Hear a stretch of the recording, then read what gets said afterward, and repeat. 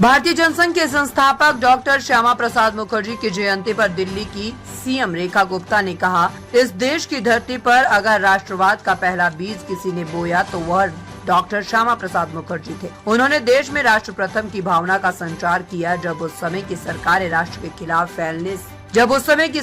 राष्ट्र के खिलाफ फैसले ले रही थी तो उन्होंने अपने मंत्री पद से इस्तीफा दे दिया और भारत की एकता के लिए लड़ाई लड़ी। एक राष्ट्र में 2 संविधान, 2 प्रधान और 2 झंडे नहीं हो सकते, ये कहने का साहस उनमें था।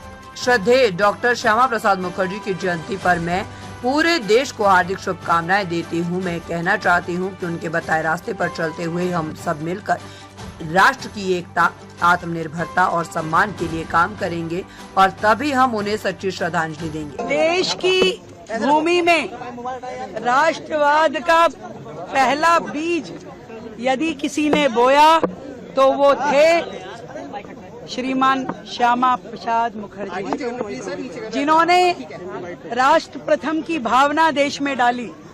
जब तत्कालिक सरकारें देश के विरोध में निर्णय ले रही थी, उस समय उस व्यक्ति ने केंद्र सरकार के मंत्री पद से इस्तीफा देकर के भारत की अखंडता की लड़ाई लड़ी। एक देश में 2 विधान, 2 प्रधान, 2 संविधान नहीं चलेंगे। कश्मीर हमारा है, वो सारे का सारा है।